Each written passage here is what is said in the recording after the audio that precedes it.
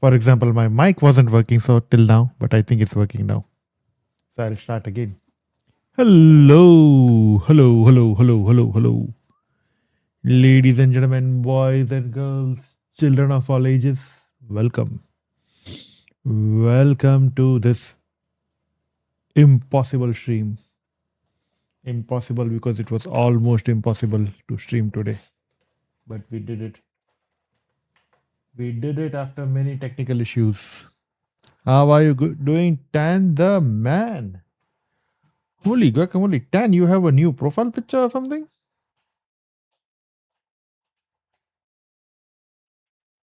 Tan the man has a funky AI generated picture, I think. It's working? Okay. Good, good. How are you, Tan? How's life? How's school? How's everything? Is there a music? There's no music, right? Let me copy your idea of profile picture. Yay.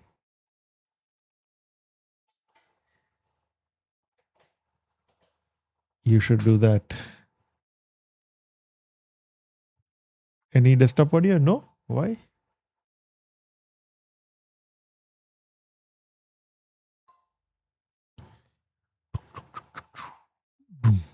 See, more technical issues. My mic is working, right?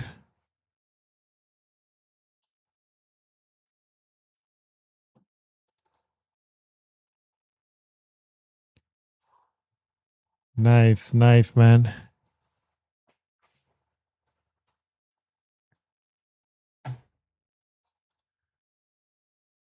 Is can you hear me? Can you hear the music from my?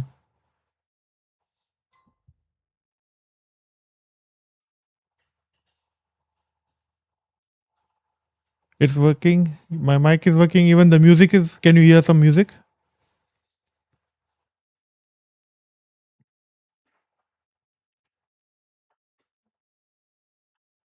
Because my Streamlabs is not giving me any indication whatsoever that it is working. Let me do this and check here.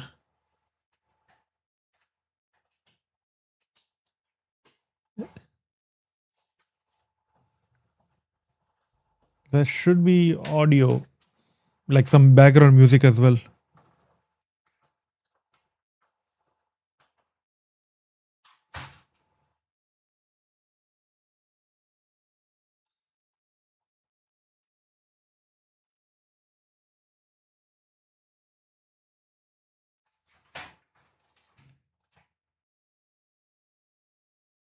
I'm assuming there is some audio.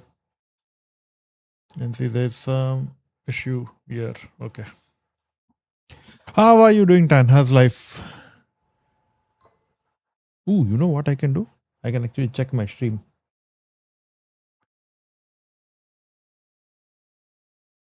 Ooh, what kind of tournament?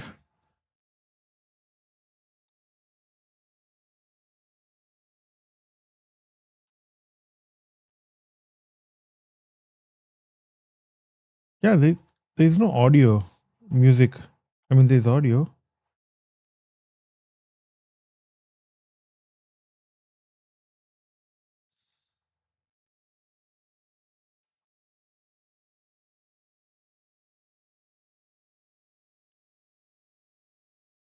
No, there's no audio. Oh boy, that sucks.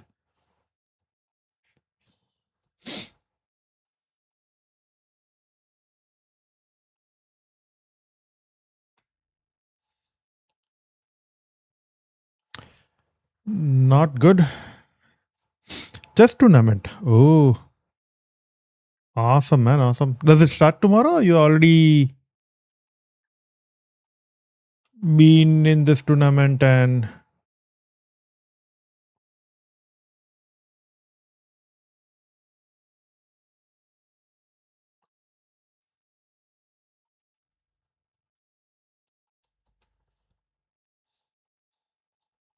audio MIDI.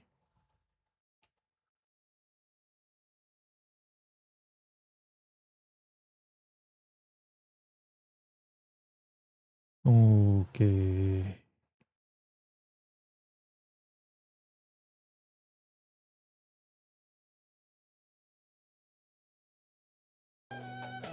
There you go. Now you should have some audio. No. Is the tournament starting tomorrow or it's already on the way? You have made a lot of progress. Like, are you in like finals, semi-finals, things like that? Or it's just starting tomorrow?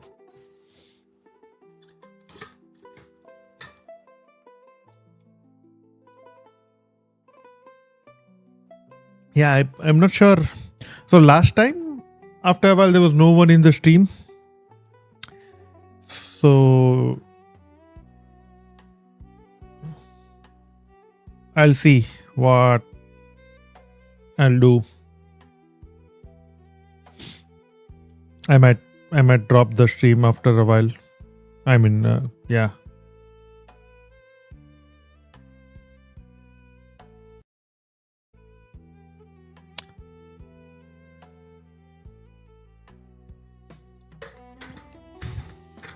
Ooh, nice, man. Excited?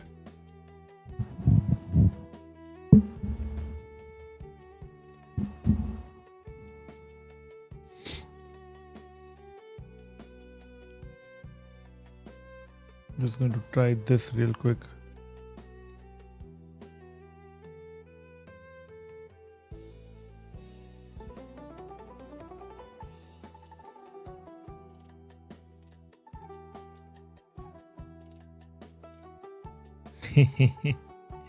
I know, man. I know. I'm not going to work on Wavelength because I think it's as much as I could do based on the information I had. I think it is done. Now, if there are any bugs, you can report to me on Discord and then I'll try and work on it offline. Oh my god. Now, how are you going to participate?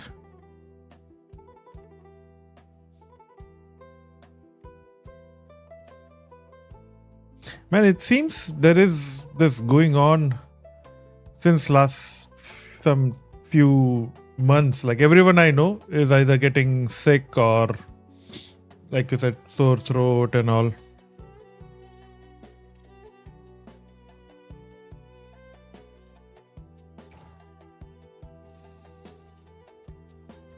Which bug was that? Can you remind me?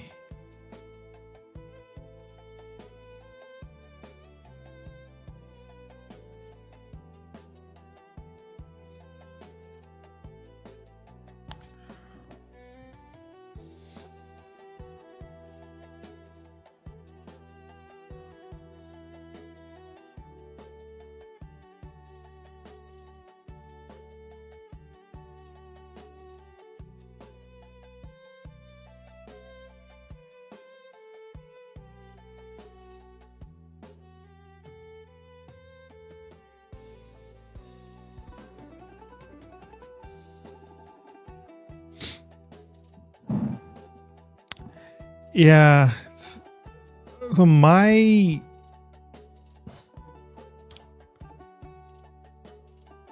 I'll tell you my guess here is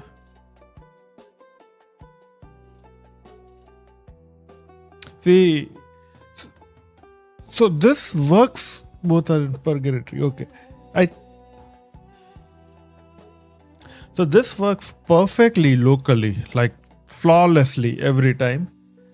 My guess here is because we are using free resources on production, right? Like the free version of Supabase for the back end, free version of Versal on the front end.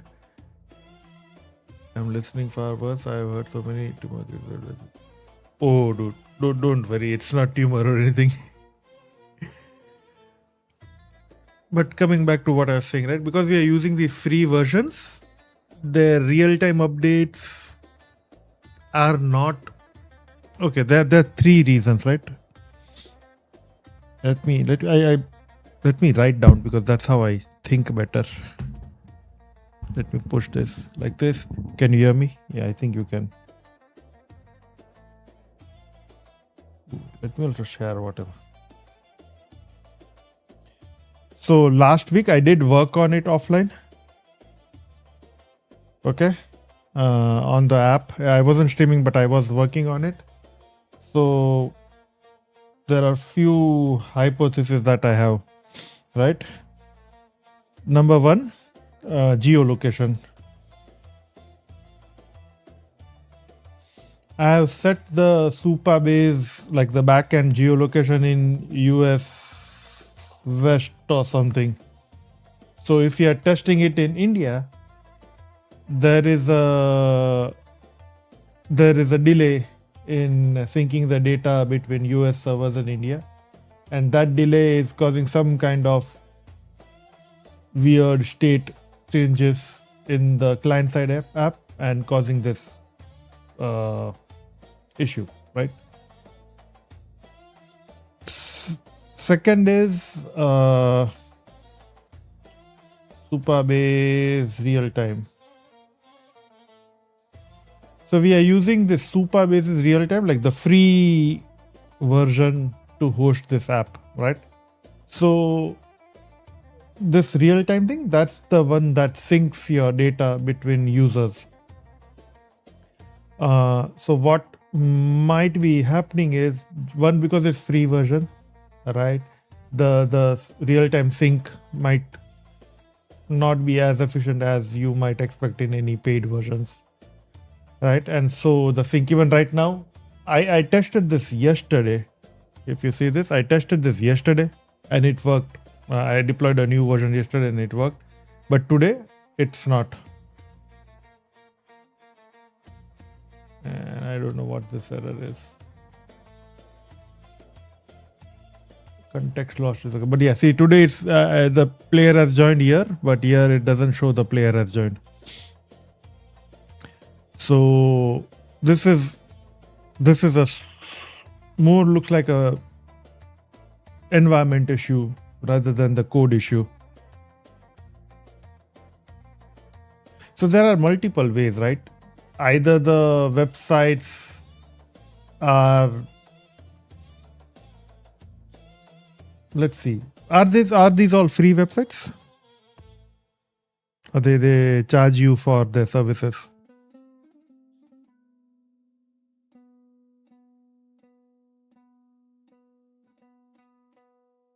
Are they like free websites, or they have ads, or they charge you for these?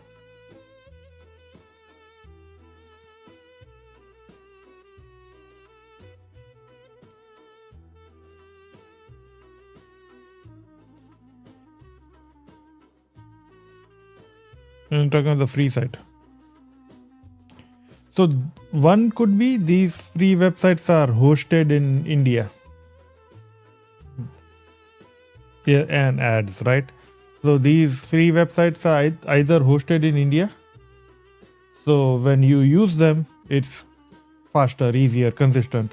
And fourth, if they're relying on ads, right? Then they might have some kind of paid service that is taking care of the they might be hosted on a paid service and they are relying on ad revenues to do that. So what can we do? Option one is, and this is what I'm actually thinking of doing. I don't know if I'll do it.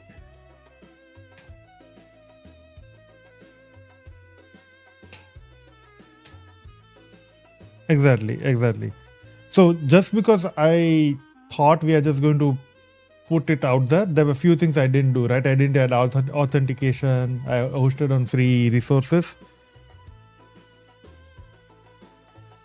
So one we can do is I can host it on Firebase, where I host all my projects, right? And it's a lot better than Supabase technologically. But the chances are, if a lot of users start using it, then I might get billed for its usage, right? I need money to run this.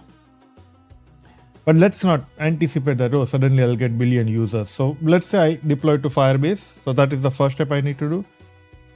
In order to do that, I'll need to add authentication.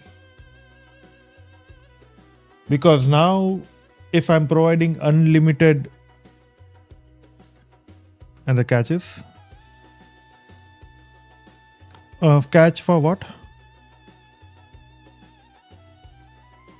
Oh, I can also do Supabase paid version, but I'm more comfortable with Firebase, so that's why I keep going back to Firebase.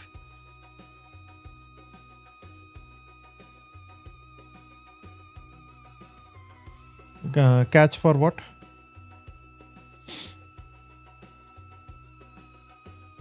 Oopsie daisies, didn't mean to do that.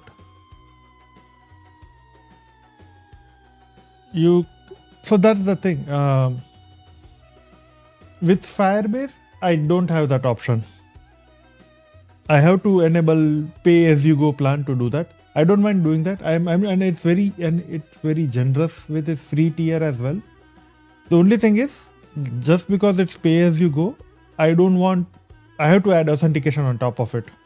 So you have to log in using your Google or your Twitch account.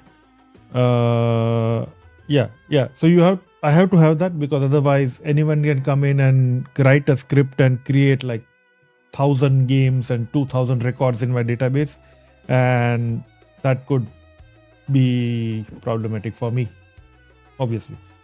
So if I'm doing Firebase, I have to add authentication on top of it. Yo, code guy, welcome. So we are doing a review of Wavelength, what can be done to improve it, which I'll probably do it offline. And I'm still open to discussion if we want to do it offline or online. But yeah. And then I have a few ideas. We can talk about what's next. Welcome to the stream, by the way. How are you going? Did you change your profile pic as well, man? It's a cute little cat, right? Or is it a doggo? Looks like a cat. So yeah, Firebase, authentication. And if I see there are more users coming in, right? I can add ads or something on top of it. I don't think we'll ever reach there. But my assumption where I was wrong was, okay, my original thought was I want to keep this game simple. Like I don't want any added headache of login, maintaining accounts, blah, blah, blah, right? So that's why I decided to do unauthenticated experience only. You go there and you start using it. It is a security hassle. So that's why I wanted to keep it limited to free version. I think so my concern is not how many users, like even if I keep it on Firebase, I don't think we'll ever reach the paid version, but there is a possibility of exploitation there. Like you allow free access to your database. It's not a good engineering practice. So that's why I chose Supabase, because I didn't want to add authentication. But now I saw that, okay, it's not working as expected with Supabase, right? It's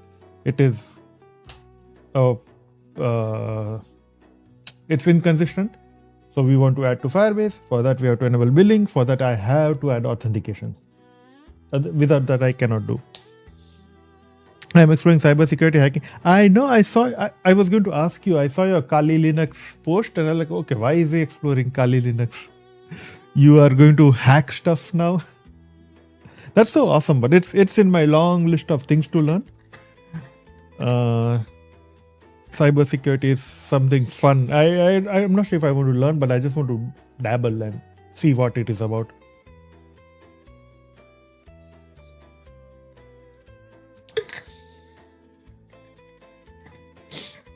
Use clerk OAuth.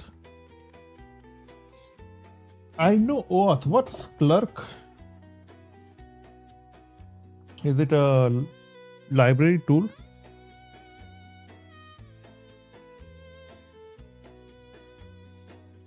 Multi-factor OAuth, okay. Okay. So that's where we are.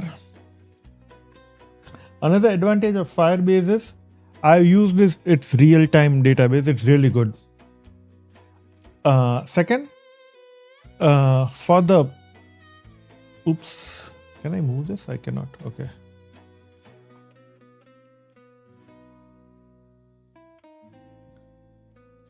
Okay, I cannot hide this. Okay. So this is it. Yeah. Where was I? The Firebase thing is really good.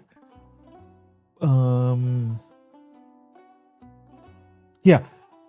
Another issue with Supabase is TAN, that if you don't use it, right, Supabase pauses the app because it's in free tier.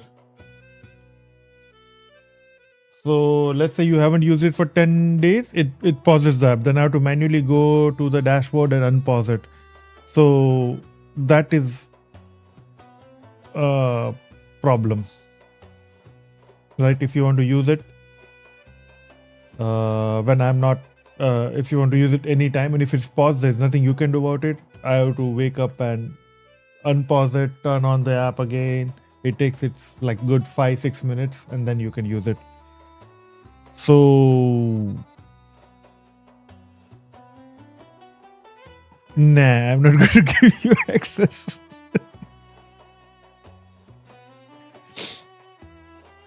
I literally explored UI design, blend of video, reality, web dev, game dev, and now cybersecurity. Holy guacamole, man! Yeah, that's why this is a good choice for us to migrate. Because with Firebase, it always stays on. Whenever you come on, you'll start playing it. Right? Last option is, and this is I'm not too excited about it.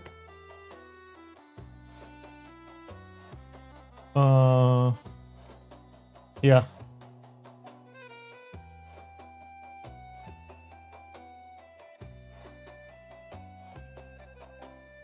I package it in a way that you can deploy it locally, play it, undeploy it, and go continue.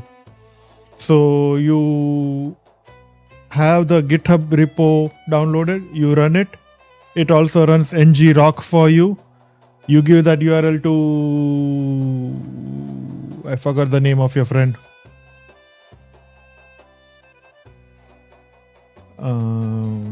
Yeah, you share the URL to your friend, you can play it, and then you can shut down the server when you are done. But everything is running locally. So here is the thing, code. The reason I am comfortable without auth so far is because we have deployed on the free tiers of Supabase and Versal. So no matter what, if tomorrow cyber security wannabe would just come in and then start hitting my servers, I won't be charged anything, no matter what you do, right? Because it's capped at free tiers, it limits at 200 users.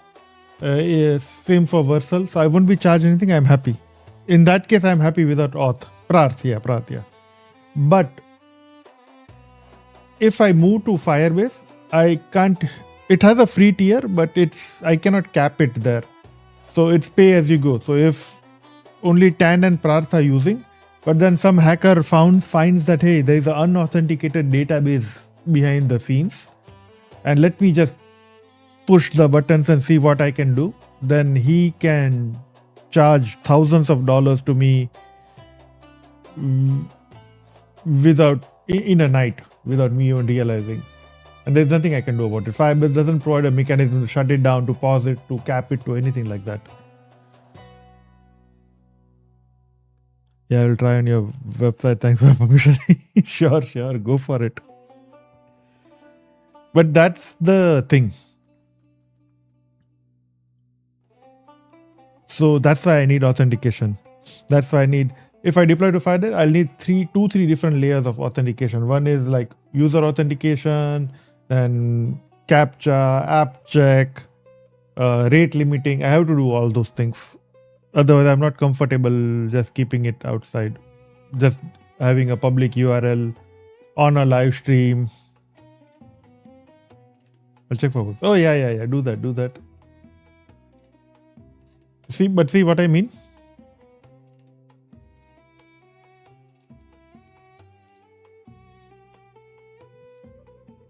So that is the thing.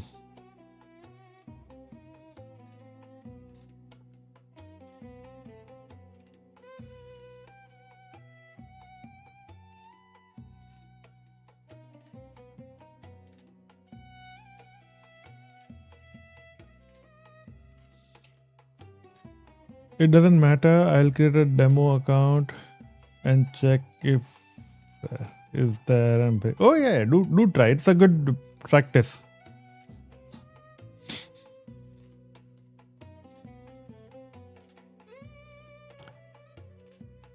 It's a good practice for you. It's a good practice for me too. So let me know when you do that.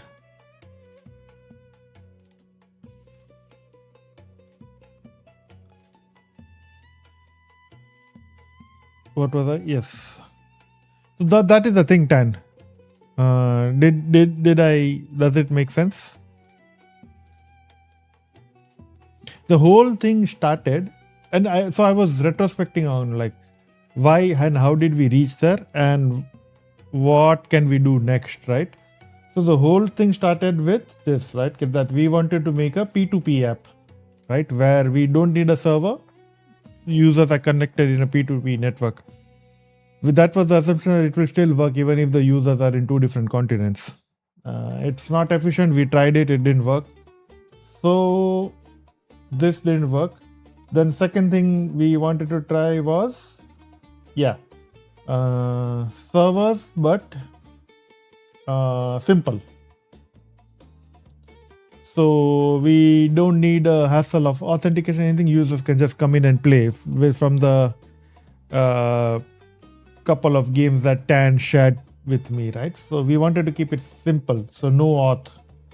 That was the first thing that I thought, okay, we don't need authentication, just do it. For that, we need free tiers.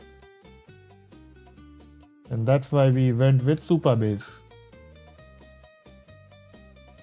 But this, as you know, it didn't work as effectively as we thought it would. Right? There are inconsistencies, the Supabase pauses, there are all these weird questions. Even this doesn't work. So the third one is now either I use a paid account in Supabase and hope that it works, or I use what I'm most comfortable with and where I know it will work. I'm very confident it works. Let's say like that. So either it's a paid Supabase versus Firebase. In either case, I think I'm going to do this offline. I don't know if Tan is here, but this is what I'm thinking, that I don't want to do it online here. What do you guys think? Or if you want to see me refactor the whole thing live, then I can do it. Then we can start with that. And we'll not discuss what else I was thinking of doing.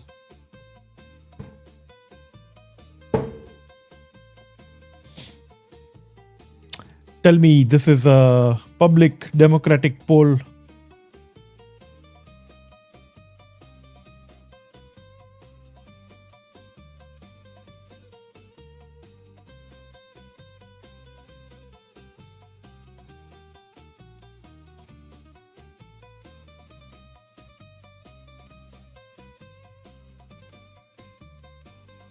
Yeah, I agree. See, that's the thing. It's not about, I won't get charged for anything, even if I move to Firebase right now, right? I'm not worried about money getting spent on Firebase. It will be free for most of the time, even for me, even for you. The only concern is I have to add like added security so that someone cannot come in and just bamboozle the app with request and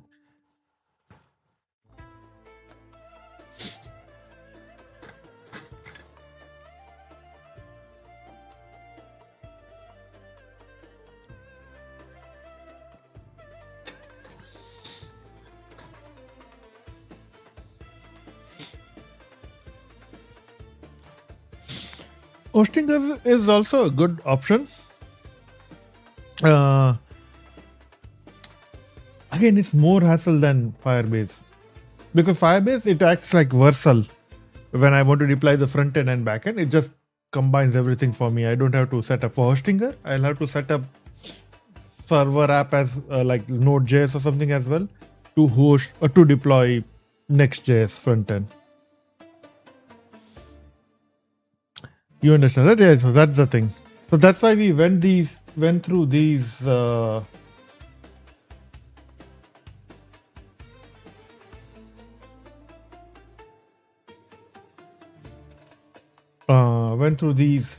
iterations, right? That either this or this or this. By the way, I want to check something.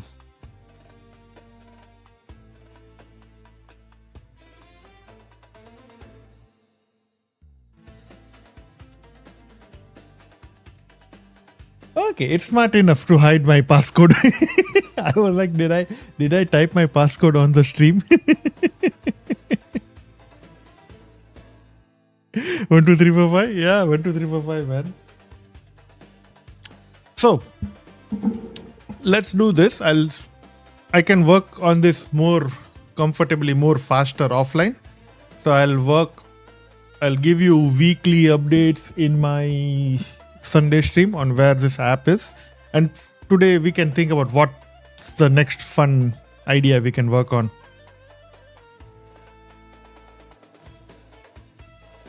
You have to guess.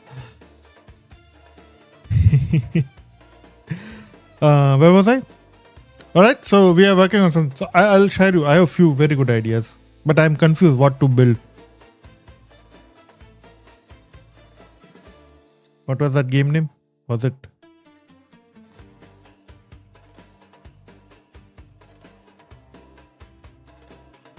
What was that game name? Battleship or Battle?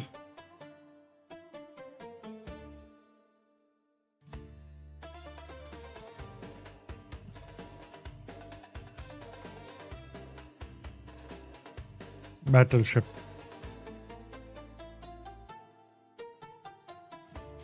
Yes.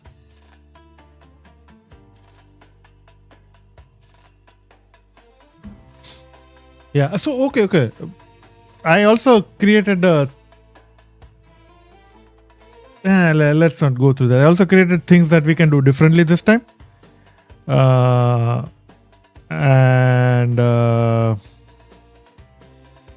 Do you want to go through that?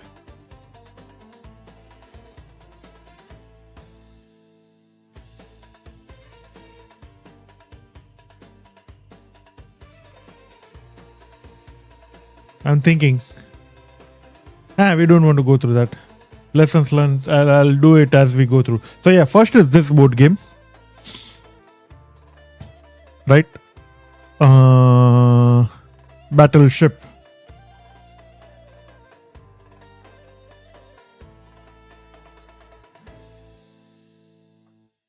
I wouldn't mind. We are not starting in this way. We might, I don't know, depending on the time and energy and how excited everyone is.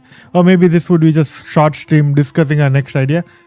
I'll note down some of the lessons learned in previous one. Maybe set up the game setup and then call it a day if everyone is leaving early, and then we can do it in next stream also.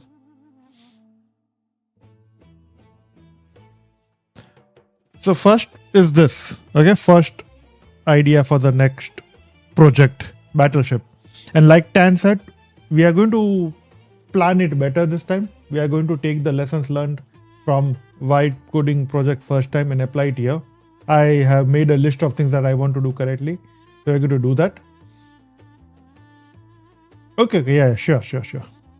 Yeah, then we can pause after a while. I just want to finalize what I want to build next time. So next time when we start, I can start just building it. Sounds like a plan. So first is battleship, right? So this is the game, right? It's a 10 by 10 grid, right? So there are 10 rows, 10 columns, and rows are numbered and columns are alphabetized, I think. Can I see the picture somewhere? Yeah. Rows are alphabetized and the columns are numbered, right? And then it's a 2-player game. People can put their battleship anywhere, and the player has to guess where the opponent's battleships are, and they can guess by saying, hey, B12, C2, 3, 5, whatever. They can define different cells, right? So if they say B2, then this battleship is like 3 cells, right? So the center of the battleship is damaged, the right side of the battleship is damaged, things like that. And player take turns in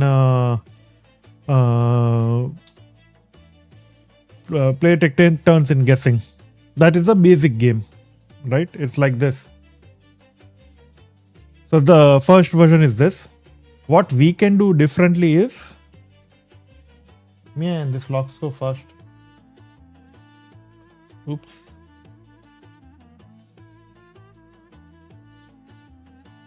Yeah. What we can do differently is, one is like we saw earlier, we can add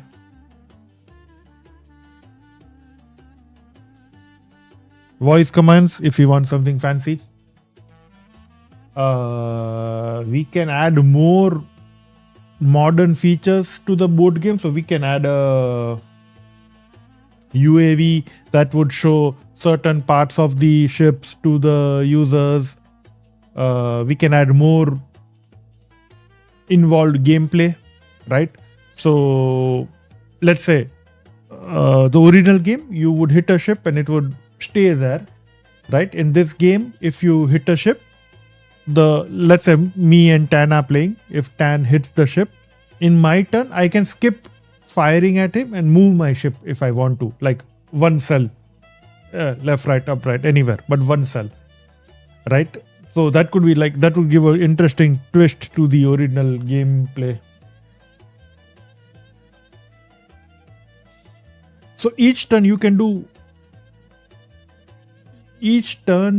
one thing. So you can either do UAV, you can see where all the ships are, right? Remember them. And then the other person's turn.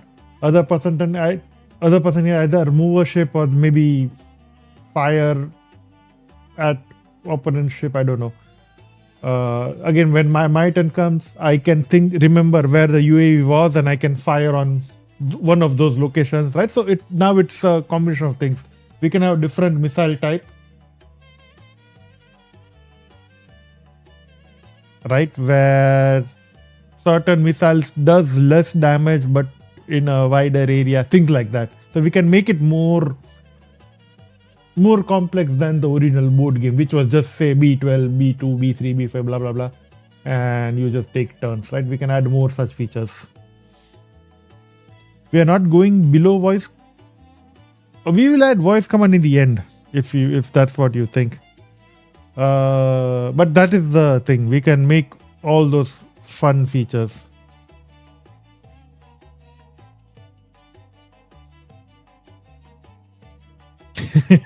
They need to pay some. I know. So that's one thing. That's one idea. Second idea is a very generic one. It's just bunch of AI stuff, right?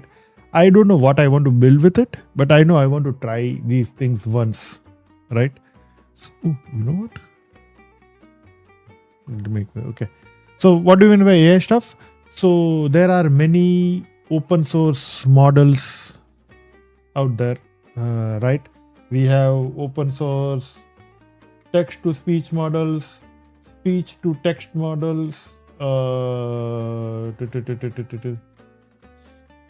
function calling models,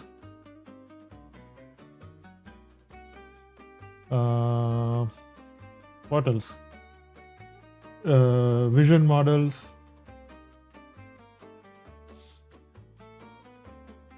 Let's get the prototype done by today. I don't know. But the second option is this AI stuff. What I want to do here is I want to tune all these models and see if I can use them on browser. Right? So when we tune text to speech, I just want to see, can I use it in browser and get a better offline text to speech? Same for speech to text, same for function calls, same for vision. The idea here is if we have this, if we figure this out, right, then let's say adding voice commands to Battleship is easier because we know how to convert text to speech and function calls, right? Speech to text and function calls. For other games as well, we can add funky features if this is solved. I mean, this is already solved out there. I want to do it and get more hands-on experience with that. Does that make sense? Oh, Code, are you talking about the Battleship? Wait till you hear my next two ideas. After that, you can decide, okay?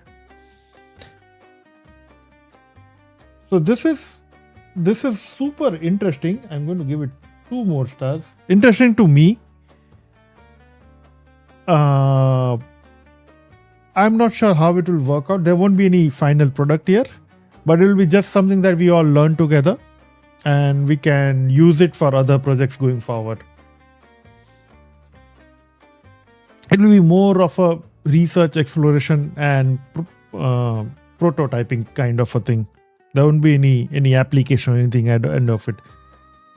We can get more ideas when we do that, but yeah. So that is the AI stuff.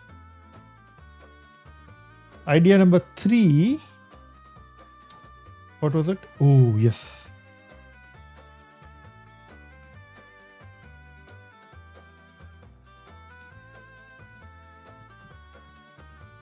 So I was thinking now with agentic coding, with vibe coding, like people do a lot of fun stuff. I've seen so many mind-bending use cases. People just build stuff, right? Using Claude and all. So I was thinking, like, what can we rebuild that's already there? So one of the things was the chat interface. Search Nara Visual AI Assistant. Maybe you'll get an idea from that product. Nara Visual AI. Okay. I'll first search that and then Nara Virtual AI Assistant.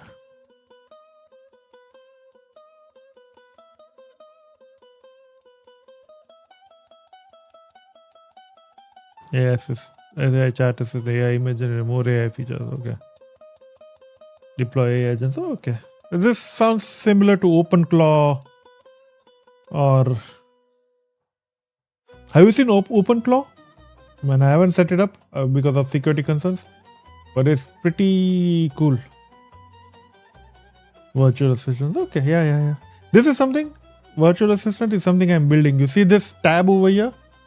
I don't know if you can see it, called Maya.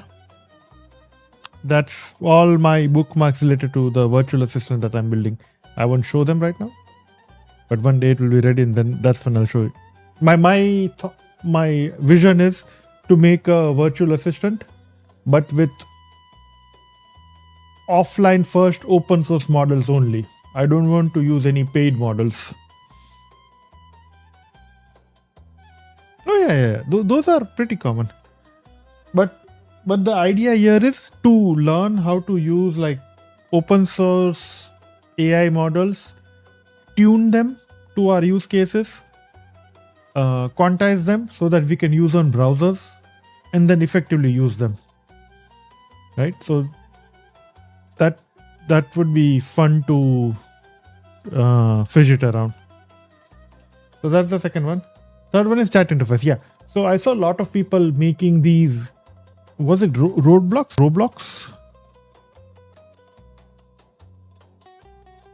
Roblox AI assistant. What? There's a Roblox AI assistant? Yeah. A lot of people making these Roblox or Minecraft like UI using 3JS. And the idea, what I was thinking was, can we make a chat interface like that? Just imagine, okay, this is my desktop, okay? This is my desktop, and I am logged into my chat window. Somewhere here is my chat window. I'm logged in over there. And if code guy comes online and he pings me, then there is a Roblox avatar that drops from the top on my desktop somewhere here. And there's a nice 3D-ish avatar of code guy. And his chats are coming up as a speech bubble on top of his head. And then he can, as long as he's online, he can roam around on my desktop. And I can click on him and respond to him. That'll be a fun, interactive chat interface, right? What do you guys think? So that's the third idea. Do you guys understand what I'm trying to say? Does it make sense?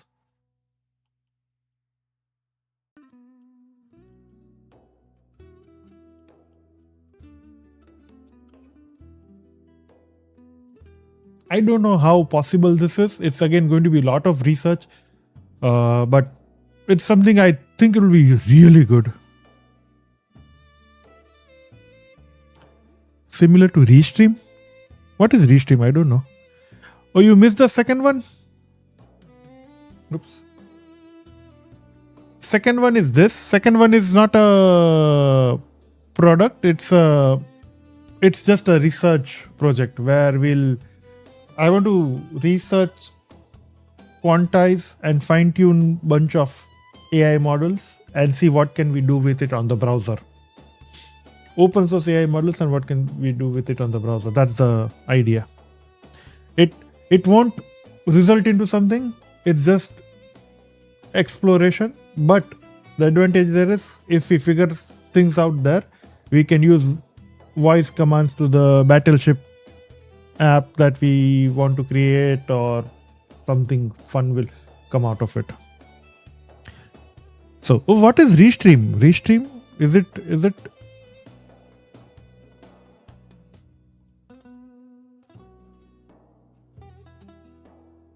it can be part of the Battleship, but the first thing is just focusing on the AI stuff. So I'm not sure if it's similar to Restream.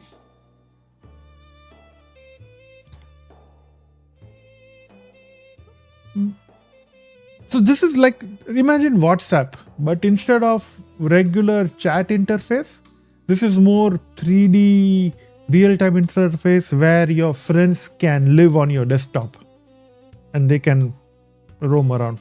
I'm not sure if that's even possible on Mac, but maybe even if you make a browser app with that where characters are roaming around on your browser screen, it will be fun to see where it goes. Let's build together. That makes some money and it's fun to build work on. Which one are you talking about, code guy? The third one?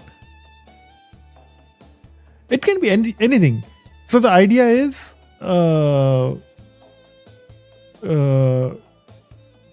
real, like futuristic, not even, but like my vision was that it's a WhatsApp, but so that it lives on your desktop, but we can make something out for streams as well. I think it is there for live streams, but something like that.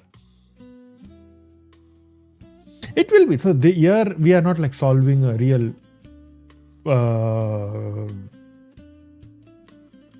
world chat problem. We are just trying to push the envelope and see what can be built. What can we build? It can be annoying. You are right. There will be like if you have 15 friends, your 15 friends will be running around in your desktop. It can be annoying. But I just want to see if it's possible. Right? We can then think we can build other stuff out of it if we want to. But yeah. Can I get a job as a front-end developer? I am a 2025 diploma pass out. I'm sure you can. I mean, I'm not giving out jobs if you're asking me that, but I'm sure you can. You just have to keep doing work, keep doing projects, keep applying.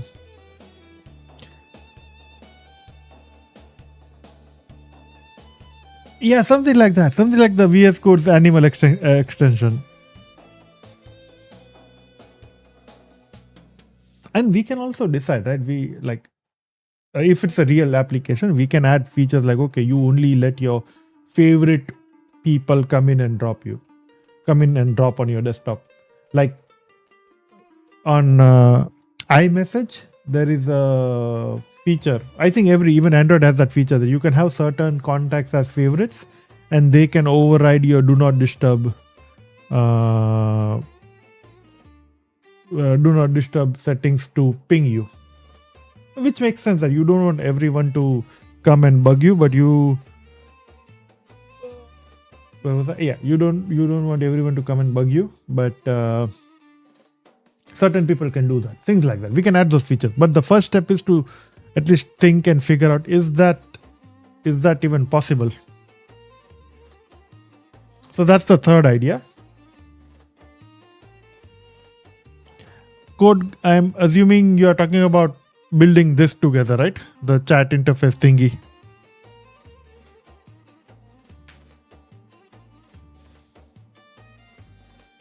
They are not transparent. By control the transparency, what code is saying that we can control how they are like fully opaque is 1, fully transparent is 0. You can set to any value between 0 and 1, and then you can keep it semi-transparent and things like that.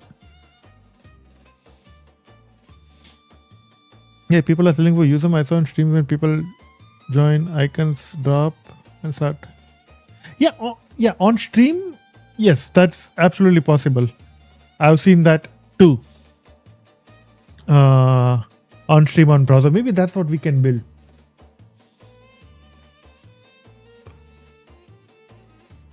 But this is more of a messaging app with this interface. I think that will be pretty cool. So that's the third idea. Fourth idea is, again, something I think Tan suggested that was Hangman.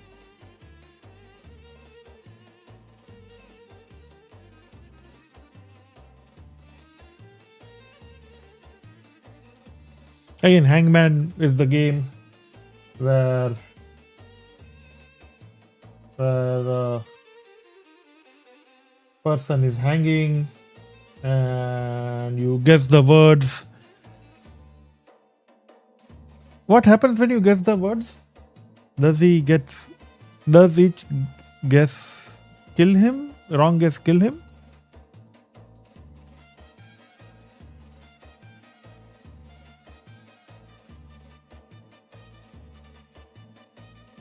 There's already a cool math game. It's not starting. Took too much time.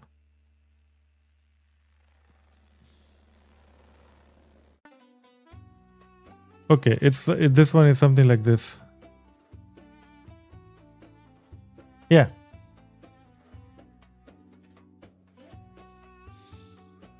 We build the same, but what we give is custom characters.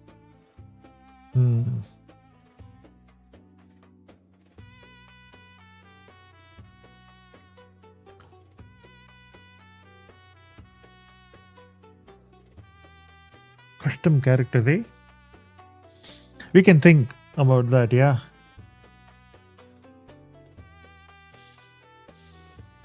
That is technically possible. Users, the people chatting can go to a link their YouTube or Twitch account, create a custom characters, and then whenever a Twitch user or a YouTube streamer, when a streamer is using that R extension, the viewers thing, it stays constant.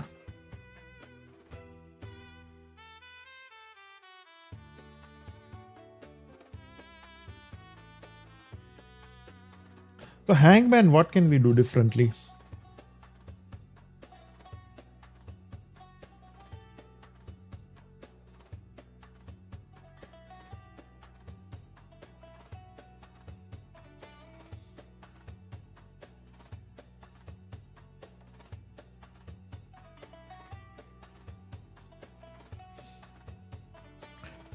Chat interface is cool. Yeah. Use voice command. Voice command for what? Saying the letters? For Hangman?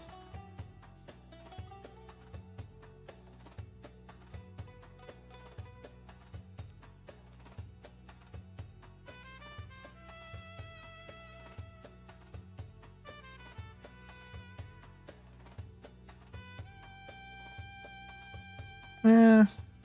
I mean,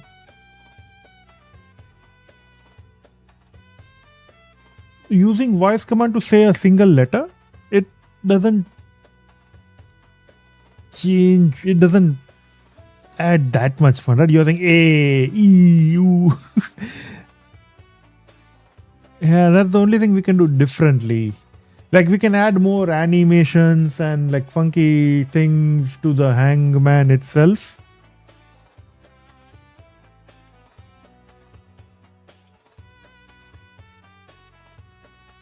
Right, like we can use again 3JS, and instead of Hangman we can have a drowning man where we add a water to the container, things like that. But I don't know what else can we do here.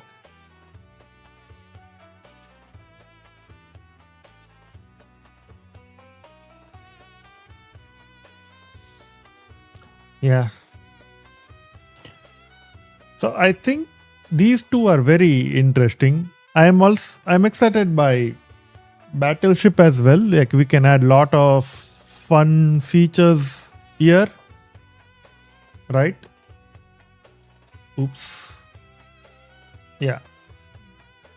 This is also exciting. There are a lot of unknowns for this. We don't know what we'll end up making, but this is also exciting.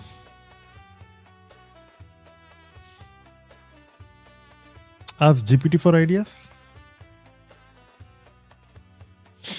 Man, I don't like GPT ideas. Like, I can ask it, but it is too customized to me right now. So it will share ideas that are more aligned with my other personal goals, like career goals, life goals, things like that. And the vibe I want to set in this live streams is different. I want to do something more freaky, something fun, but pushing the limit, like every time learning something out of it, something like that, something different. Does that make sense?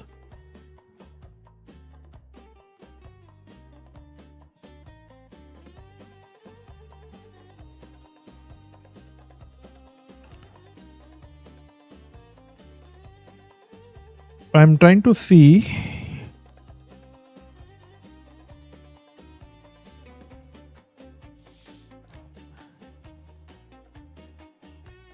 Because in future, I also want to do something with hardware.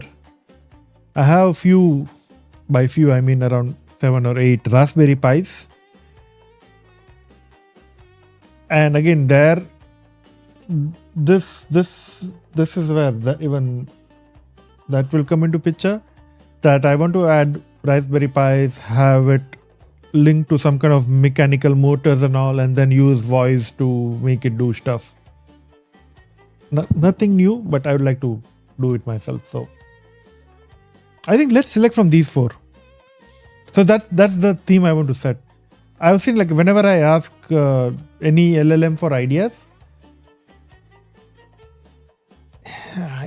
it can't capture the vibe I want to set here. That's why if you see my background in the background here, it's everything. It's software, it's hardware. it's like that kind of Tony Stark's lab kind of vibe I want to set here. And when I start streaming more, that's what I want to do. That every day we just keep building stuff, weekly projects, things like that.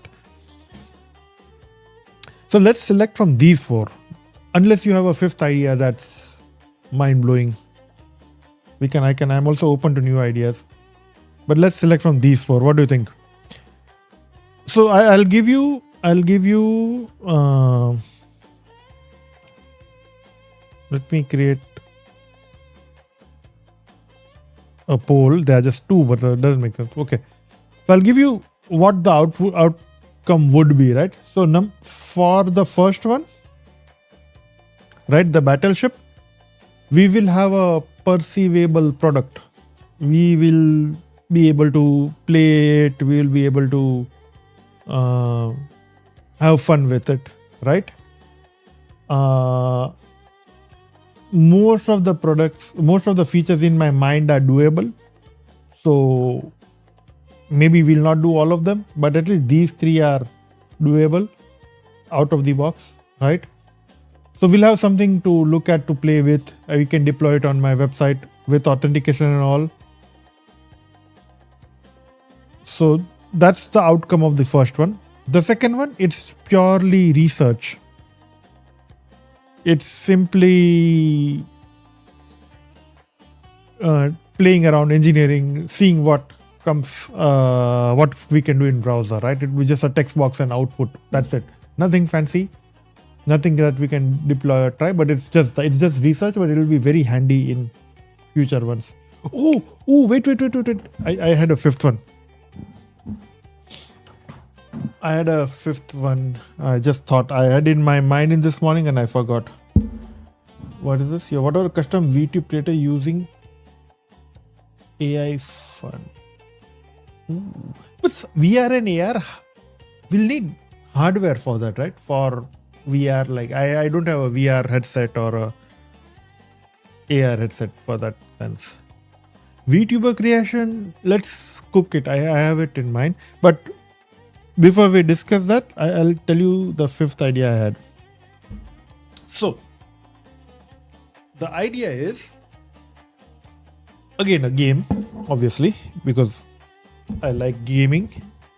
But, so think of any game where you can also play using controller, right? So let's say Temple Run kind of a game, right?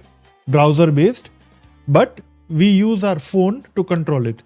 So our browser will have a QR code. You scan it and you connect your phone to your browser using P2P, right? That would be easy because it's just next to each other. That two devices are next to each other. And then you use your phone's gyroscope to control the character on your browser. So you move your phone like this, the browser character will go left, go right, you press a button here, jumps, blah, blah, blah, things like that.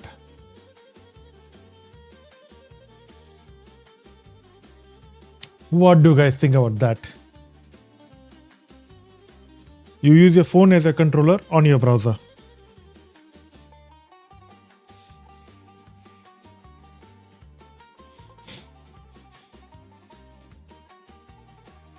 So I'll write it down here.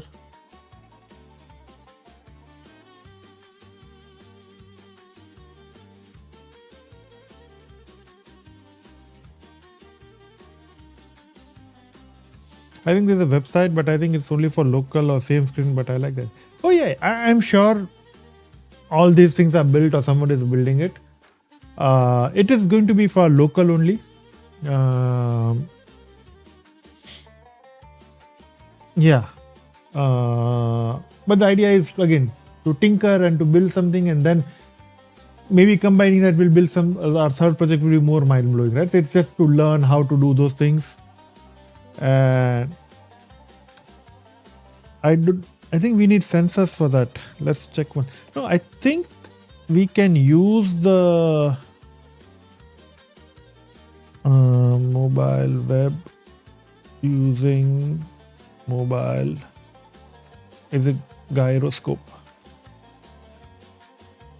Yeah, there we have a gyroscope API. Hello, ladies and gentlemen. In this exercise, we'll explore and use the JavaScript gyroscope. Gyroscope, okay. Let's see if we demo it. Yeah, see, the mobile already, we can already use that API in the mobile. Or in this case, in the tablet, like this guy is showing. So it's the API is available on the web. All we have to do is figure out how do we capture these values and relay it to our browser.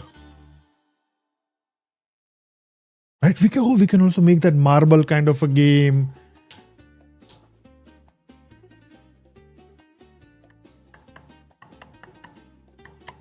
See, this is something I had. I just had this idea this morning.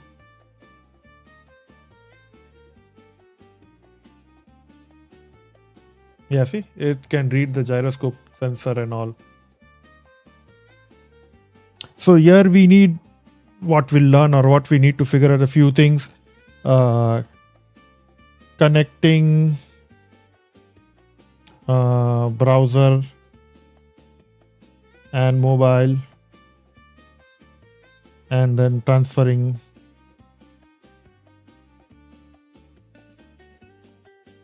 sharing values.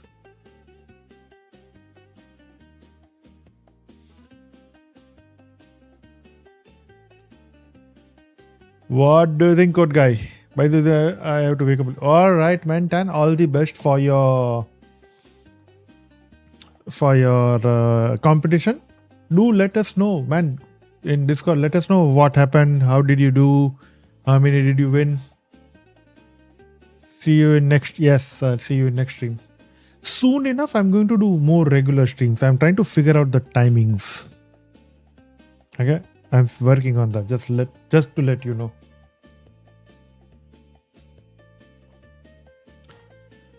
So even this game, option number 5 will have something perceivable. It would start as exploration, like first version. I just want to connect the phone, and we can also make a snake game out of it. Holy crap! There's so many things we can do.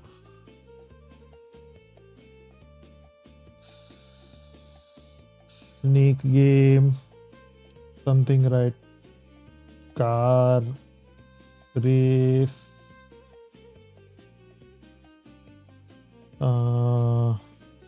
temple run,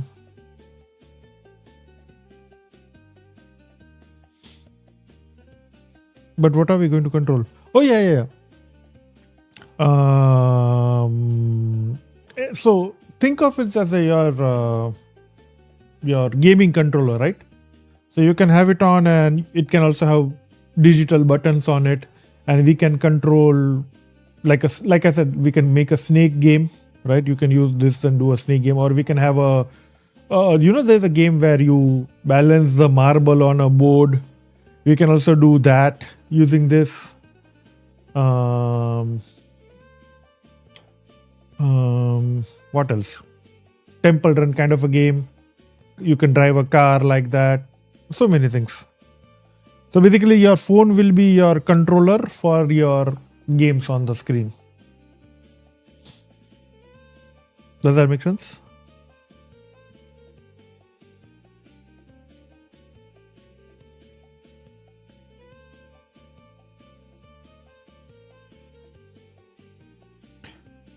Alright, good. What do you think? What can we build? We have 5 fun ideas. What do you think? So idea number 1, Idea number 3 and idea number 5. These are pretty interesting. We will have something out of it. Like we'll get some perceivable product out of it. Lot of learning experiences. So if you want something simple and quick to get started, I think idea number 1 is that, where there is a very low friction to get started, to start building prototype and all. You like chat interface and the 5th one?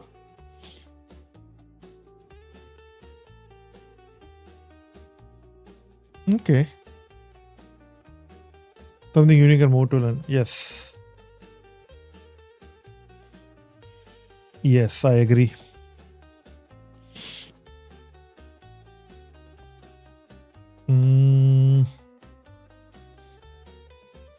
So do you want to do chat interface?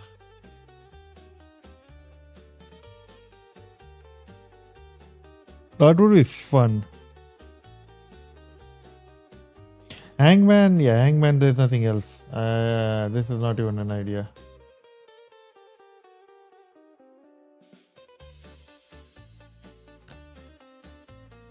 I think chat interface is a good one.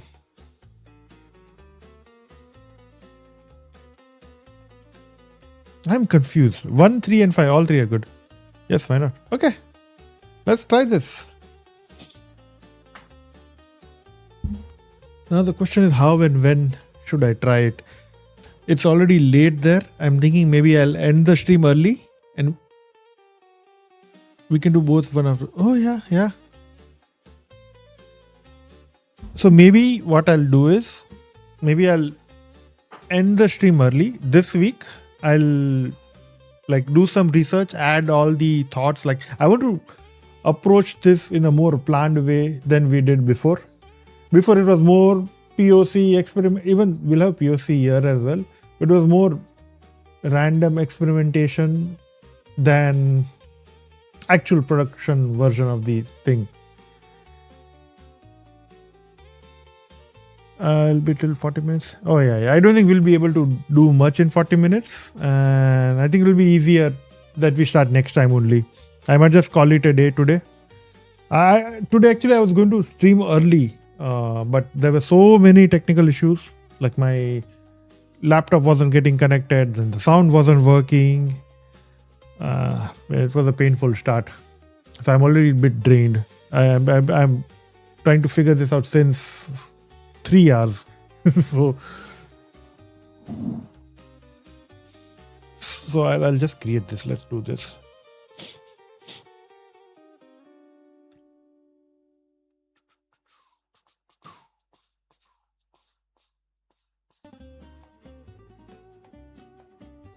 There are so many projects.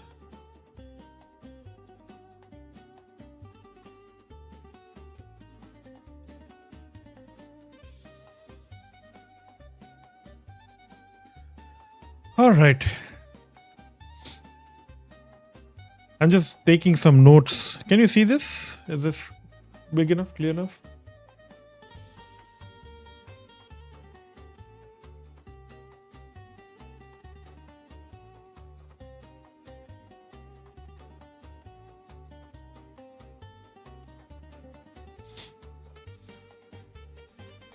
A new to chat instead of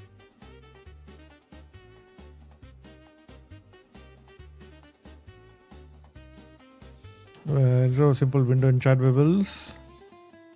Users are 3D or maybe 2D.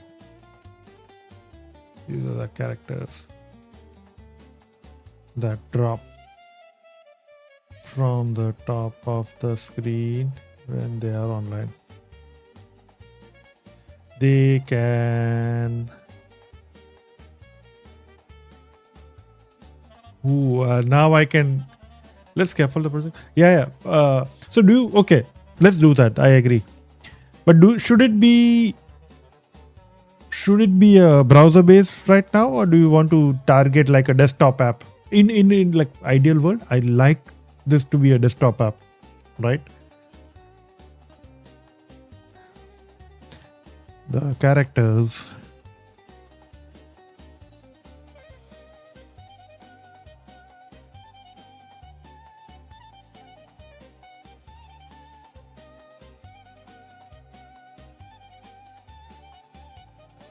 Send a message. Let's do research. Let's ask Gemini for this, and we can start from there, and then we can create a scaffold project. So worst case, we can create a simple browser-based app where it does that, because I'm not sure if Mac supports something like that, but let's see. Windows would definitely support it, but let's see if Mac we can do that in Mac. They roam around the desktop whenever they send a message. There is a cartoon or a comic.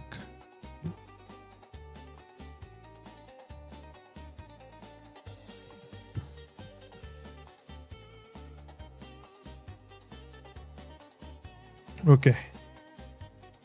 Let's create a, oops, not this, new. Your role is to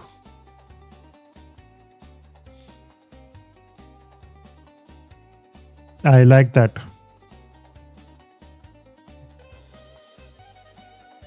Let's do some basic research in this, and then we can create a simple Mac, not simple web app.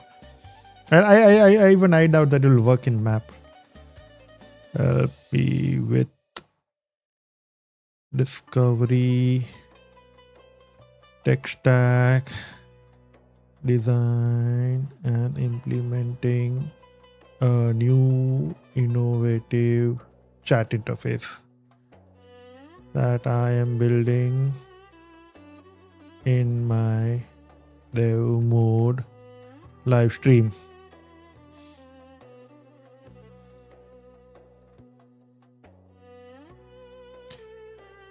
Below are the rough thoughts on the chat interface.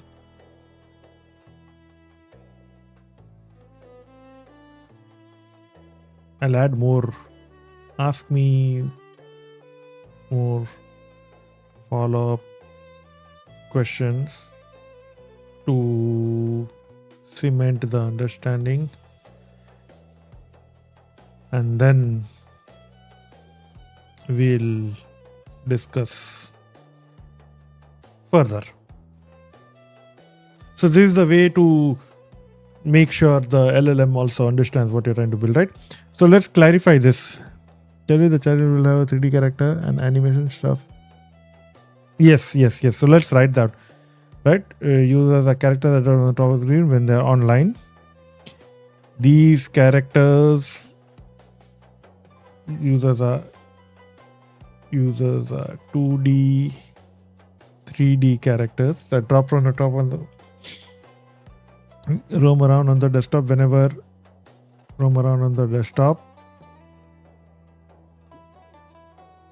when they are online.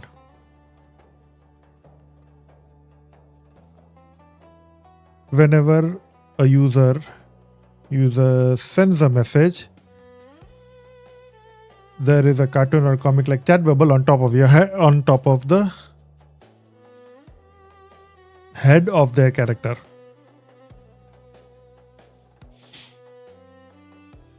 In order to send a message to the user, I can click the character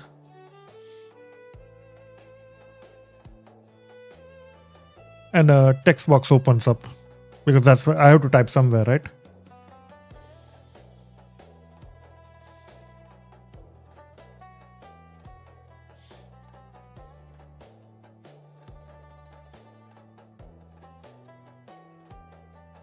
With a few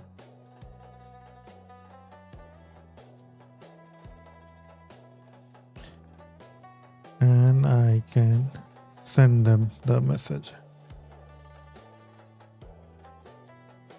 Option to upload a character. Option to upload a picture and then create a character out of it. Right? Picture.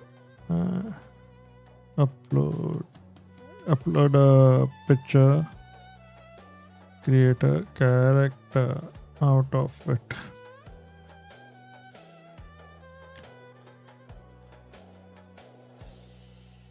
I'll add here. Think of Roblox or Minecraft like characters, right? So innovative. What else? For desktop apps,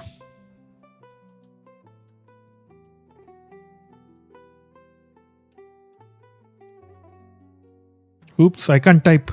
Desktop apps, Mac and Windows. The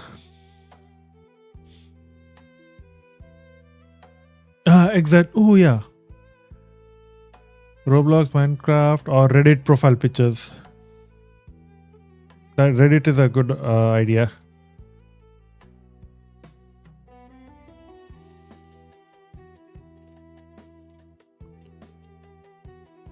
For characters.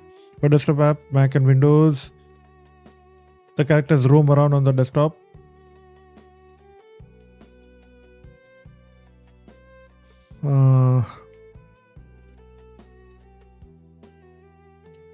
Walk around at the bottom of the desktop. Let's keep it simple.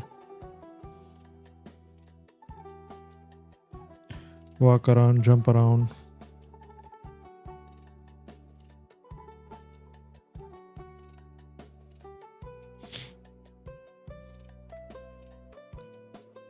I can control the transparency. How do I spell transparency? And also maybe which windows I want these characters on.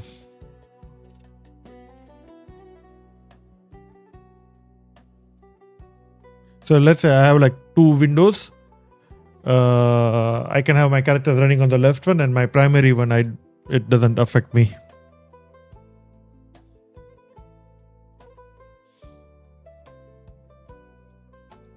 What do you think? Let's start with this. I'm hoping that our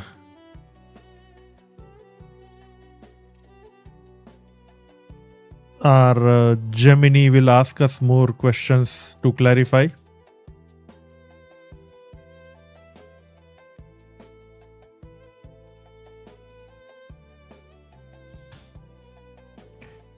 Oh, I did fast. I wanted to do thinking, but let's see. It turns passive chatting interactive living ecosystem. See, these are the terminologies I wanted to express. He did a better job. Living ecosystem on your desktop. It blends the aesthetic of Shimeji desktop pets with modern messaging protocol. Let us nail down the tech stack. I have a few targeted questions. The desktop list. Since you want the characters to roam around other windows, are you envisioning the standalone desktop app with a transparent overlay that is visual user? Okay, good. Do you want the character to literally walk on the taskbar? Active this. Oh, okay. Nice. See, I think it is possible. It says. I think it's possible. It says it is possible with a transparent overlay. Let's see. You can see the questions, right?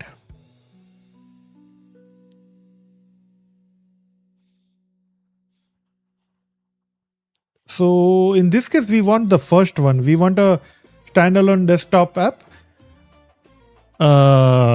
We can respond to this saying that it's going to be a desktop app and a browser app. So, or should we just make a desktop app, right?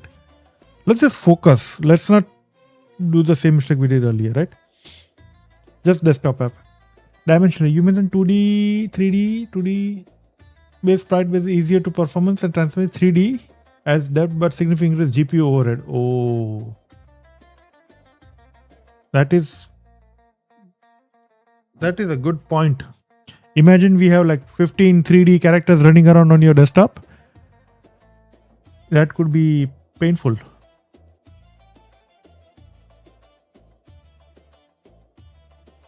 Yeah, good point.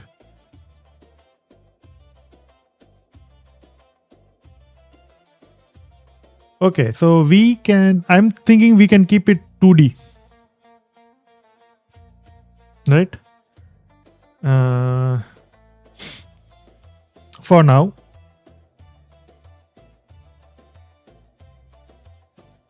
Or we can, again, let's make it 3D. Let's not over optimize it right now. Let's make it 3D. Let's see how it looks, how it feels. We can make it 2D afterwards.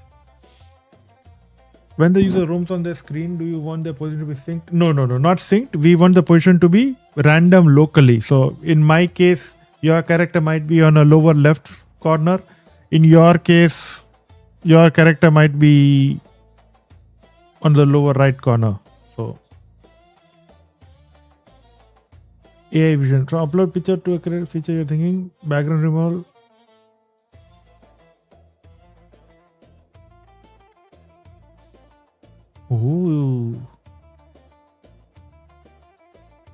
Oh, okay. Advanced. I think I like this.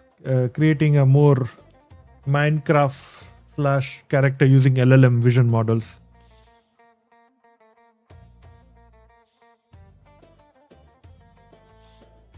Are you looking to use WebSockets for live movement chat?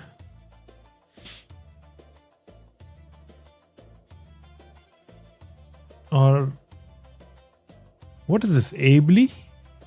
Ably. Is there a library called Ably? Oh, okay.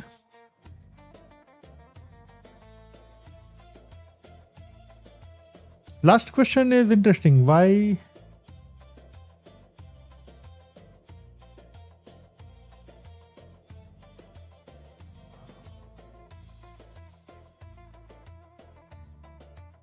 Interesting. No idea. So in the last question, it's saying, do you want to use? My thought was to use Firebase real-time database, which again uses socket only. I'll ask him about that. Her, my Gemini is a her, because she's so smart. Okay, recommendation: a desktop framework Tori, much lighter than Electron, better for always-on desktop apps. Shouldn't hog RAM when you're gaming and streaming. Makes sense. Front-end Next.js with Tailwind. Your bread and butter. What is Tori? I have never used Tori.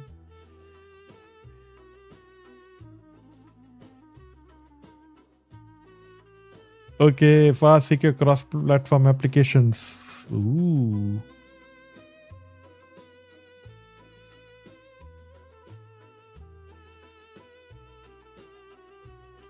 Are there any demos anywhere? Have you used Tori, Code Guy?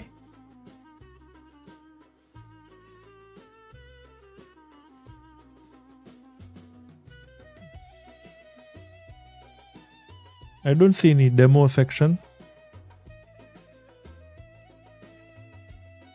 There you go.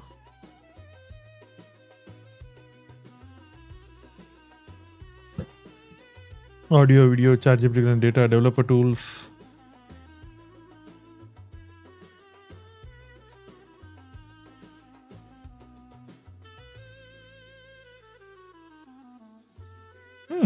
Interesting. So many comes and goes. I can remember. I know. All right. Okay, let's answer this guy. So for the first one, desktop layer. Platform and environment.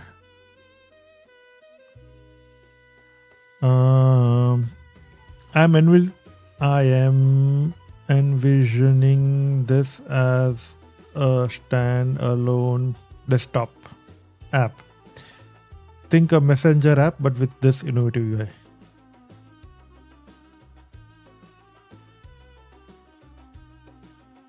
But with this fun UI.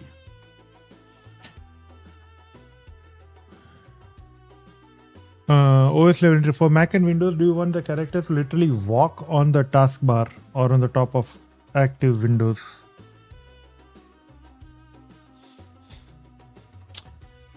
Yes.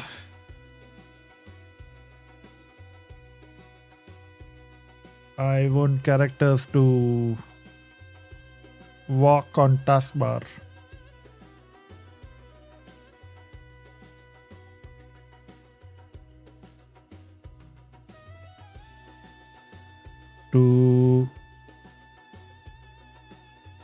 So I think the use case, the like Tori or Electron, I think it would depend on how we decide this. Let me ask it. I want to work on taskbar, and what is the difference for taskbar and active windows? What is the difference in walking over taskbar and active windows? I imagine them walking at the bottom bar of my desktop.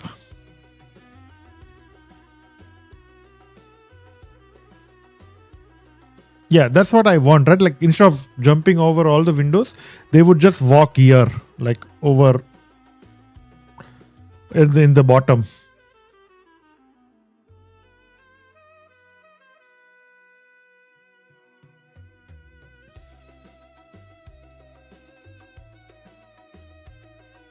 Overlaying active windows to select the character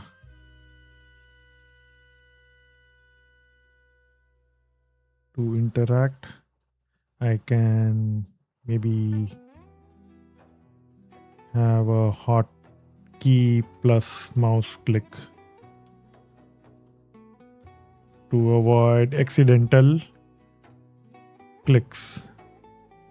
So what I'm thinking is that if the characters are roaming around, you don't want to accidentally click on them if I'm trying to click on something else, right? So if I want to select a chat window, I have to press, let's say, Command Shift and mouse click to select it. Otherwise, it just roams around. Clicking on it does nothing, something like that. No, it's, yeah, that's what I thought about. But it says, do you want to walk on taskbar or on the, oh, you mean taskbar, like, does it walk over here? Oh, that is a good thought, but there's not enough real estate here to walk here, right? It would look very weird. I think having it on the desktop, it makes more sense. Let's see what it answers. Hey Prarth, welcome. How are you doing? Dimensionality. For dimensionality, we decided 3D, right? We'll see how much RAM it hogs. We can move it to 2D if that is issue. With 3D dimensionality, if it's too much RAM, then we'll too heavy. We'll move to 2D. Positions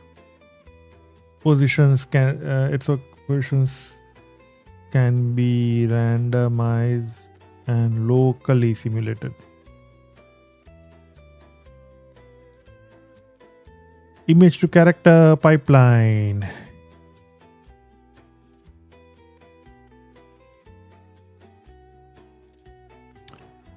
I am good, thanks. How are you doing? I am doing good. Chat miss. Oh, sorry. Where did I miss the chat? Let me see here. It's easier.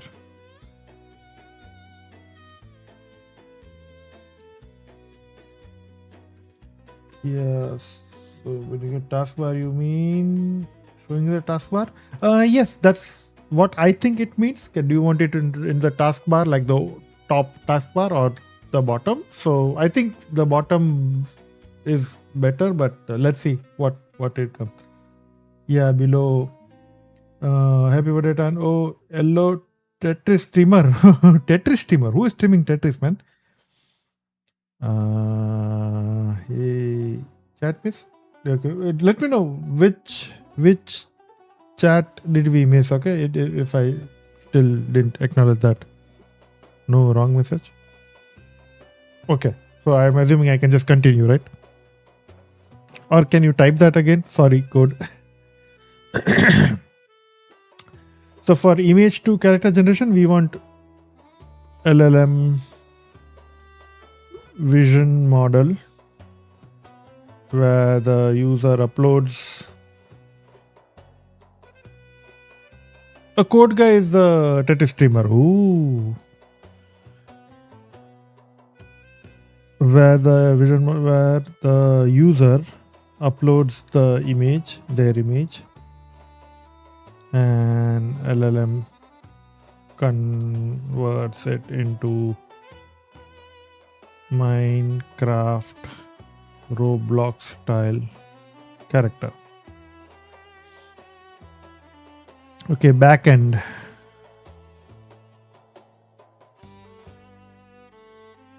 I was thinking of using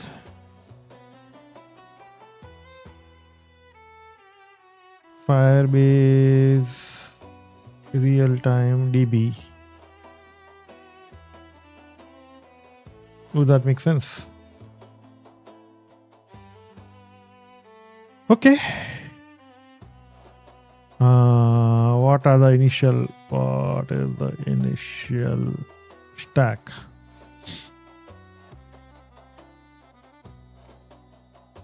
Let's see what it comes up with.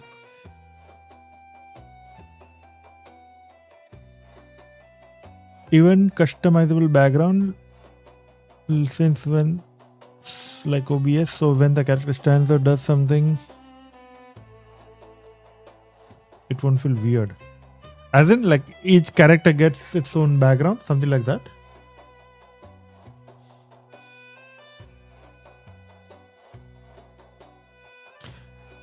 This is shaping out to be high ambition project. Okay, that matches the DaveMode vibe. Moving to standalone 3D. Okay, some unique engine challenges. Speed, window transparent GPU. Okay. For transparent overlay app that stays on top of other, Tori is your best bet over Electron.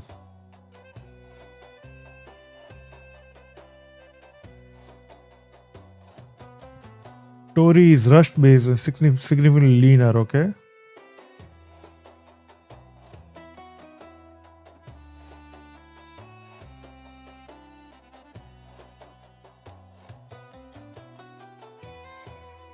Okay, that is what I thought, like click through problem.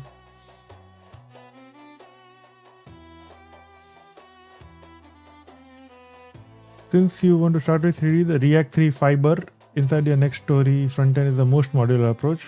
Since movement is in sync using simple nav mesh or basic physics. Okay. Performance.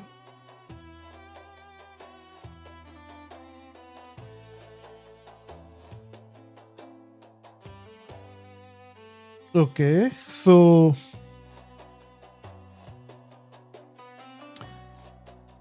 no, imagine if all the characters belong to Minecraft paragraph will be there.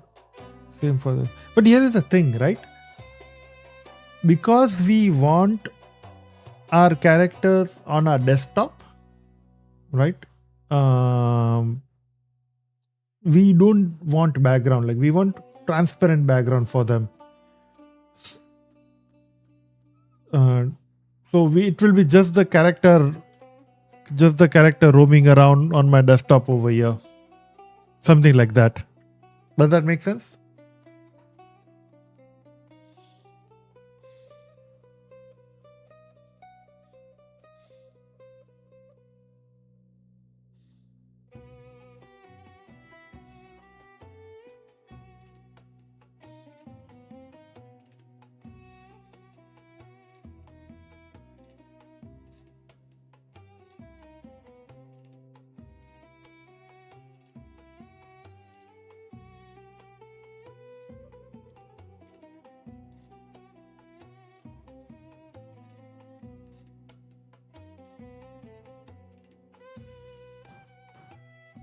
Right? Yeah.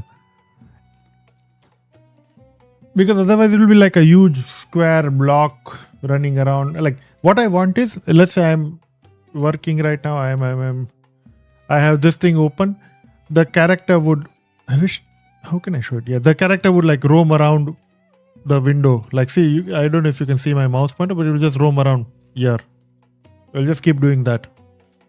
Right? So, and then I can have a click through with like, let's say Command Shift and click, and then I can select the character. I can type, I can do things, something like that. Follow-up questions. Do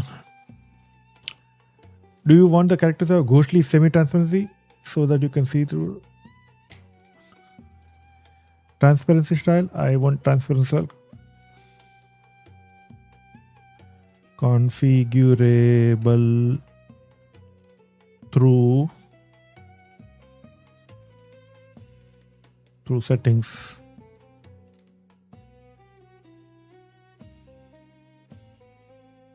What is this? I have no idea. I don't know. What is this? Voxtel style.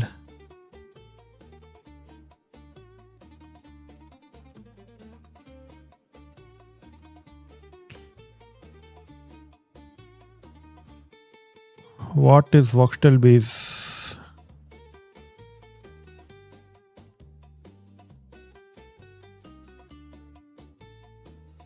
Digital Lego bricks. Ooh. Someone has a video. Maybe graphic style, yeah.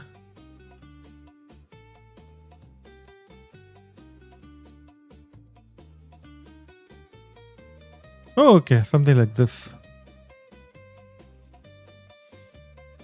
For now, I'll just say yes, I'll see. Yes. Transparency style.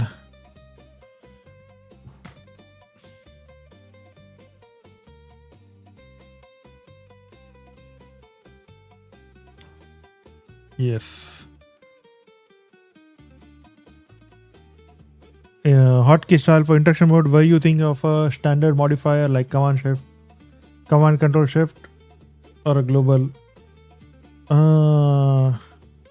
We can keep this open for now. And we can keep it open.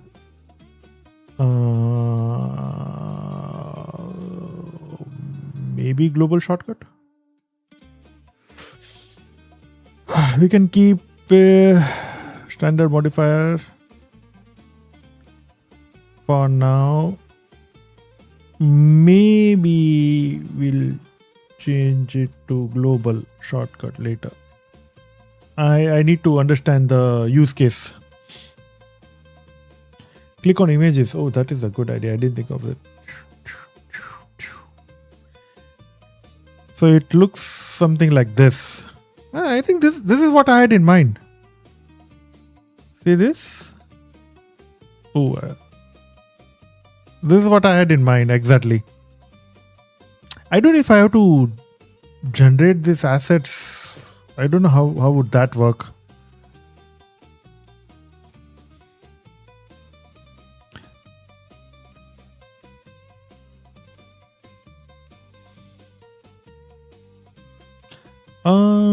Message person, should the comic bubbles disappear after few seconds or stay until the next? I think it would disappear after a few seconds,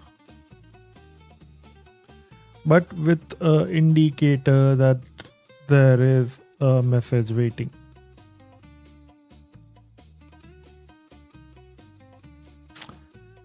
Okay, now it asks me, do you want to sketch out the initial Tori React Fiber project?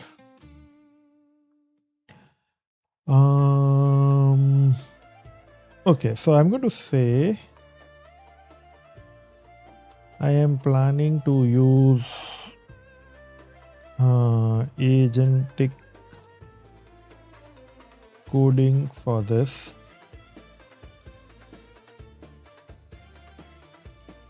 Anti-gravity Gemini plus Claude and Claude Code and VS Code with Claude. React Fiber, why? It says React 3 Fiber. So we decided 3JS, right? 3D initially to see how it looks. So that's why it said React 3 Fiber.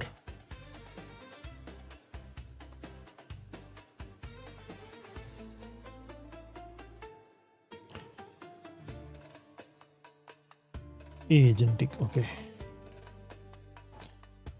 Help me with the following.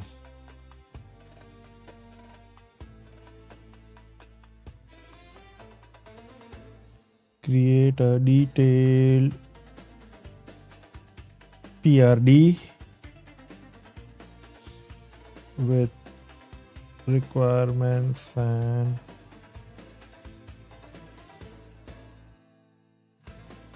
plan technology etc.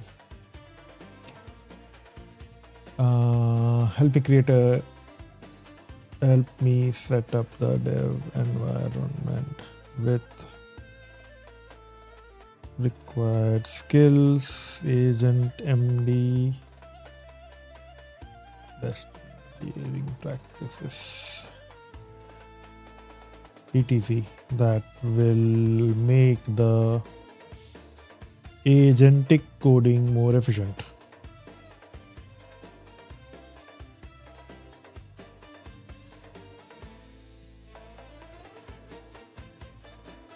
Okay, let's start with these. Whew.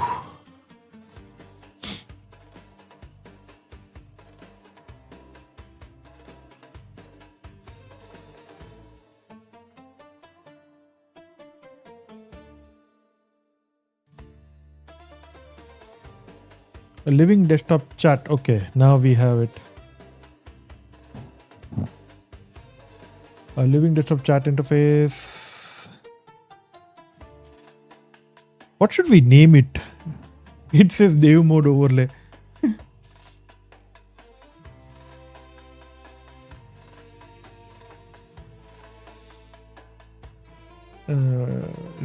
Users represent with 3D voxel characters that drop into user weather, providing a non-intrusive yet social messaging experience. The characters appear at the top of the screen and fall physics-based to the bottom of the bottom taskbar areas when the user comes online. 3D voxel. Base models are reskinned dynamically by AI. Transparency always on the top window. Hotkey, okay. Cosmic chat bubbles. Message appears in stylish bubbles above the head, disappear after 5 seconds, replaced by a small indicator. Oh, nice. I like that. AI character generation. Yes. Framework Tori 2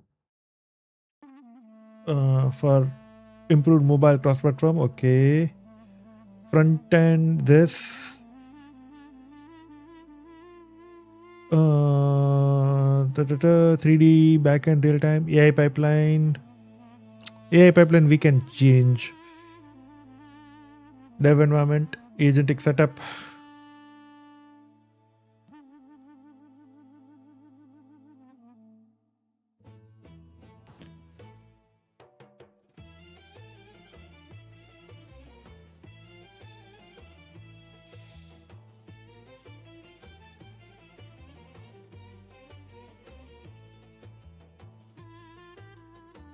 Agents often struggle with bridge between JS and Rust. Give them the snippet in your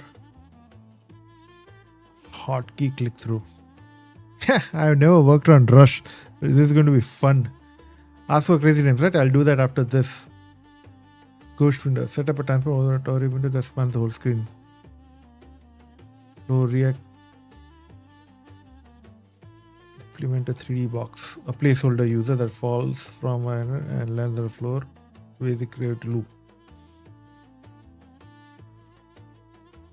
Okay, so let me do that. Okay, before you do that, before we move forward, suggest some fun, catchy, crazy names for the project.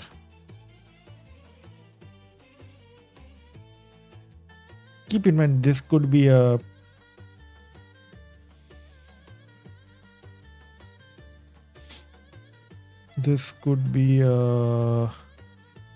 production app in future. So name should also act as a good branding. Whew.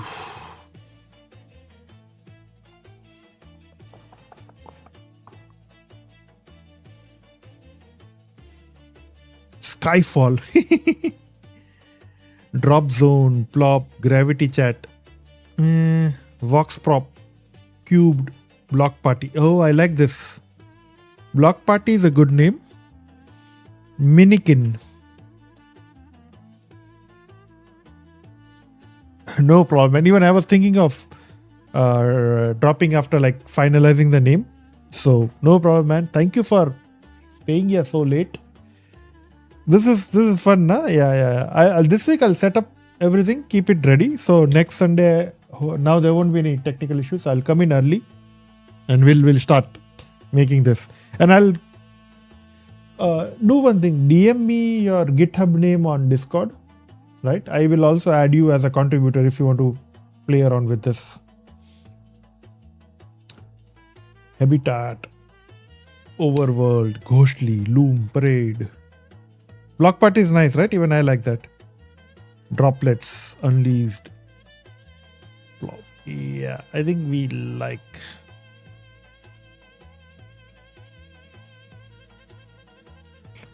Call it. Cubed too.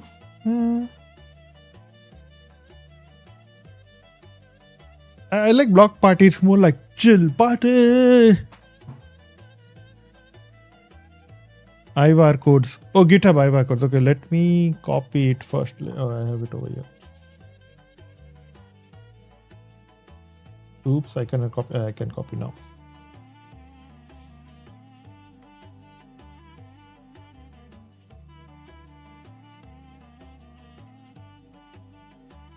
Okay.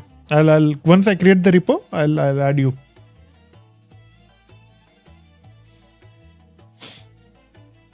All right. I think we'll call it block party for now. And I am going to call it a day as well. I know it's a short stream, but I started late and thus I'll create it offline. And I'll message you as well once I create it. Mostly I'll create it later this afternoon. So because I woke up early to stream early, and then I spent 2 hours, 3 hours figuring out the issues. So cool name, cool. Yeah, I like block party.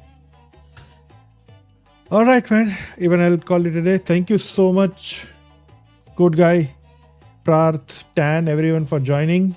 I'll make sure I stream regularly on time this week. I'll see you all next time with this fun project. All right. Good night, man. Get some sleep. It's very late there. You have to work tomorrow. Yeah, I know, man. Thank you, man. Take care. Bye. And I still don't have a ending screen. Man, stream is my pleasure.